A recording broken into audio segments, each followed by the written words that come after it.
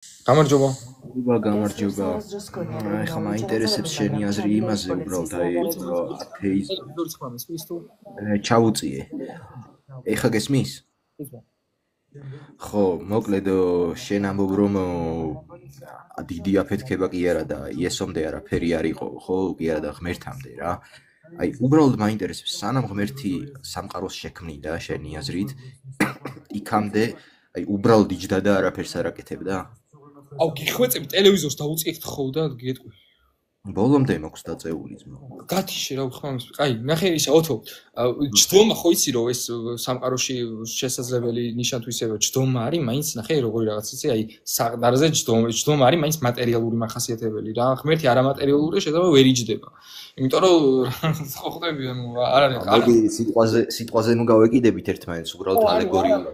ნახე როგორი თემა ოთო. ღმერთის ანუ არსი შემოქმედებით არ იცვლება კაცო. ღმერთი არის მულტიპიროვნული, ღმერთი აბსოლუტი იყო და ყველა პრედიკატი რაც ღმერთშია არსობრივ დონეზე ბუნებაში იყო სამყაროს შექმნამდეც. ანუ ღმერთი მულტიპიროვნულია, სამი პიროვნებაა და მაგალითად სიყვარულია ღმერთი. სამ პიროვნებაში მუდმივად იყო ამ სიყვარულის მოქმედება. ან მაგალითად ღმერთი არის შემოქმედი. შემოქმედი იყო ბუნებით. ანუ ამ შემთხვევაში, იმიტომ რომ მას აქვს უქმნელი ენერგიები, რითიც მოქმედებს. ან მაგალითად კიდე, ნუ ესეთი პრინციპი არა, ღმერთში არაფერი არ იცვლება, მაინც სამყარო იარსებობს. რა ვფიქრობ, რომ ადამიანმა შექმნა ღმერთი, შეგეკამათები, აი რატომ ეხა ამას დაგისაბუთებ რა? აი სანამ შეიქმნებოდა სამყარო, ხო, არაფერი არ იყო, როგორც აი ადრე გისმენდი ის იყო რა, ანუ არაფერი არ იყო და ღმერთი ხო იყო. აი იქამდე რას შვებოდა საერთოდ? აქედან გამომდინარე ვფიქრობ რა, რომ ადამიანმა შექმნა ღმერთი. ოთო, შეხედე, შენი ძახი რომ ადამიანმა შექმნა ღმერთი და მეუბნები რომ დამისაბუთე. და შენი დასაბუთება ნახე როგორია?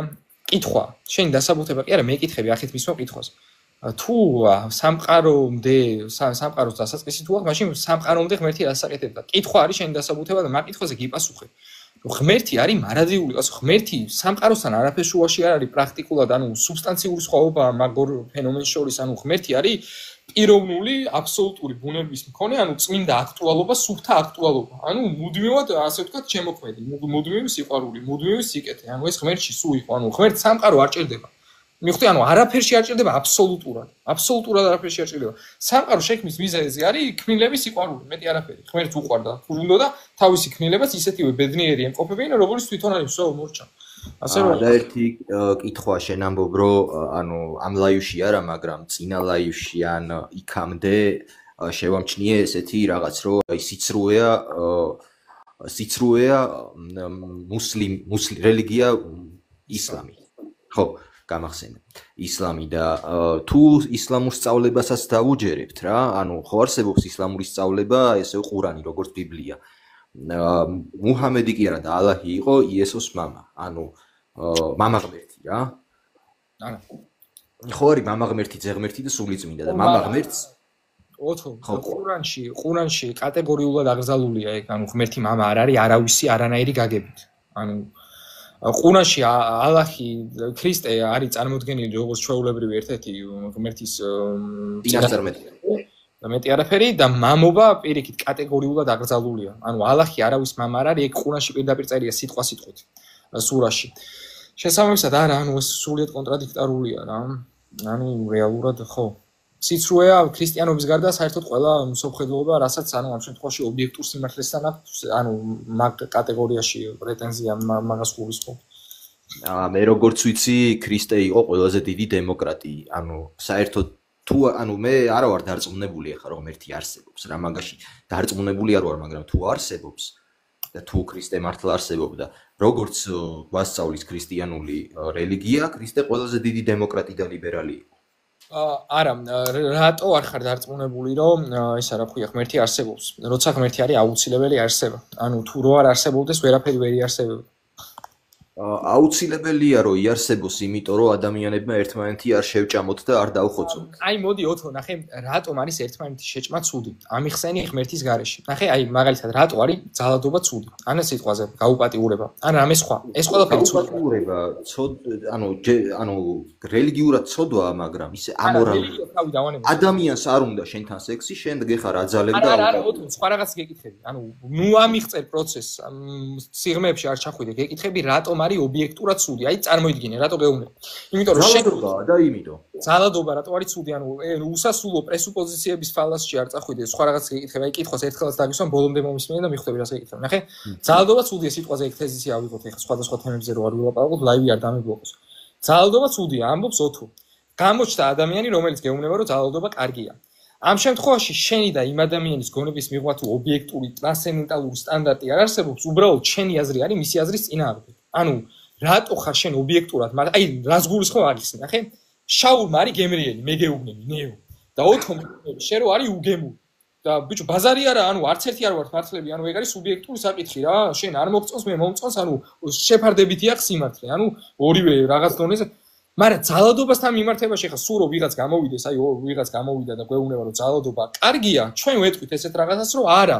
მეგობრებო, რომ შენ ცდები ობიექტურად, იმიტომ რომ ჩემი და შენი გონება კი არ საზღვრავს ძალადობა კარგია თუ ცუდია, არამედ ეს ობიექტური მოცემულობაა, იმიტომ რომ ჩემი და შენი გონების მიღმა აბსოლუტური სტანდარტი არსებობს. ეს აბსოლუტური მორალური სტანდარტი არის მარტო ღმერთი. მაგიტოა რომ ათეისტები იძახიან რომ მორალი არის შეფარდებითი. ანუ რაც გონია ადამიანს ეგ არის და ეგ შეუძლებელია. მაშინ ყველაფერი შეფარდებითია მორალურ ჭრილში და შესაბამისად მორალი აღარ არსებობს და რატო არ უნდა დაჭამო ერთმანეთი მაგასაც ვერ ახსნი ამ პარადიგმიდან და თუ არსებობს ღმერთი, ანუ მაშინ აბსოლუტური მორალი არსებობს და ქმნილება აღიქვამს მაგ მორალს და ანუ მე იმას კი არ გეუბნები, ანუ ღმერთის რწმენა კი არ არის საჭირო რომ მიხვდე რომ ძალადობა ცუდი არა კაცო. ათეისტი მაგას შეიძლება მიხვდეს, ღმერთის რწმენა საერთოდ არ ჭირდება. მე გეუბნები რომ ძალადობა რო ცუდი იყოს, ღმერთი უნდა არსებობდეს მაგისთვის, ანუ უნდა არსებობდეს მორალური სიმართლე. ეგ პრინციპი არის. ხო. აი ხლა შენ არ გეწყინოს, მაგრამ დემაგოგობ. და რატო დემაგოგობ ამასაც დაგისაუბრე. ოღონდ არ გაგაწყვეტინე, ოღონდ დემაგოგის დეფინიცია მითხარი უცებ, რას ნიშნავს ეგ სიტყვა, მაინტერესებს. როგორც აი დაახლოებით ისეთივე როგორც პოპულიზმი და აუარგუმენტო. დემაგოგი რას ნიშნავს? კითხვას ნუ დამასმევინებ კიდე. დემაგოგი რა არის? განმიმარტე სიტყვა. მოდი ერთმანეთს ნუ გამოვეკიდებით სიტყვებზე, უბრალოდ დამასაბუთებინე შენ რა. არ შეიძლება სიტყვა დამიძახო და არ იცოდე რას ნიშნავს. იქნებ შეურაცხყოფას მაყენებ. იქნებ მაგინებ. არ შეიძლება, ბიჭო, მართლა არ შეიძლება. უნდა იცოდე სიტყვა, როცა მიწოდებ მაგ სიტყვას. რატო დემაგოგობ, ანუ არგუმენტი მოგიყვანე. თეზისებად, ანუ ჩვეულებრივად დედუქციურ არგუმენტსაც მოგიყვანდი. ეხა თეზის გეტყვი მაშინ, რადგან ეგრე ვერ გაიგე. თეზის გეტყვი. ღმერთი თუ არ არსებობს, ანუ ტრანსცენდენტალური აბსოლუტური მორალური ავტორიტეტი, მაშინ მორალი არის უბრალოდ ადამიანის პირადი აზრი. თუ ადამიანის პირადი აზრი არსებობს სხვადასხვა ინდივიდები, ამიტომ მორალი არის შეფარდებითი. თუ მორალი არის შეფარდებითი, ობიექტური მორალი არ არსებობს. ამიტომ თუ ობიექტური მორალი არ არსებობს, მაშინ ძალადობა ობიექტურად ცუდი ვეღარ იქნება, იმიტომ რომ თუ იტყვი რომ ძალადობა ობიექტურად ცუდია, უკვე ობიექტური მორალი. და ობიექტური მორალი აი ამ ადამიანმა დაწერა ტიპი ვერ იტანს წინააღმდეგობასო და წინააღმდეგობა კი არ არის ეგ ჩემო სეხნიაო. ნახე სეხნია, ნახე გეუბნები. როცა ადამიანს მიმართავ რაღაც ტერმინით, ხო? ის ამ ტერმინზე არ გიბრაზდება. გეუბნება უბრალოდ, აი შენ თუ იცი რას მეუბნები და მითხარი. აი რაღაცა ხო მითხარი, აი რაღაცა ტერმინი მაგალითად დემაგოგი ან რაღაცა აი რაღაც ლიბერალი ან რაღაცა ხარ მეუბნები. და შენ ეუბნები, ამიხსენი ეგ რას ნიშნავს? შენი ის მომიყვანე ასე და შენ მაგას ვერ ხსნი. ესე ეუბნები რომ მე შენ რაღაცებს დაგიძახებ აწი კიდე ისეც რაც მე არ ვიცი რას ნიშნავს. ხო და ეგეთ ხალხთან ურთიერთობა შეუძლებელია მეგობარო, როცა რაღაცებს დაგიძახებენ და თან ისიც კი არ იცი რას ნიშნავს. ხო და თან ხა ძათხა რომ რაღაც ერთი სიტყვა დამიძახო, ისე რომ არ იცი რას ნიშნავს, ნებისმიერ ამას მიწოდებ შენ ლაივში. მიხვდია მაგიტო ჩაგიშვ. ანუ შენ შეიძლება შემაგინო, მაგაზეც არ გიქნება შეიძლება მაგ დროს. ხო მიხვდი რა პრობლემა დავინახე. ეგ პრობლემაა და არა მე არგუმენტი გითხარი. არგუმენტი გითხარი თან, ბიჭო, ხო შეიძლება არგუმენტს არ ეთანხმებოდი, მაგრამ დემაგოგი ხარ, არ მითხრა. თუ არ ეთანხმები, შეეწინააღმდეგე ფილოსოფიურად, რა პრობლემაა, რა თუნდა დასკვნის გამოტანა სიტყვაზე რაღაც. თან მით უმეტეს არ იცი სიტყვა რას ნიშნავს და მიწოდი. არ შეიძლება.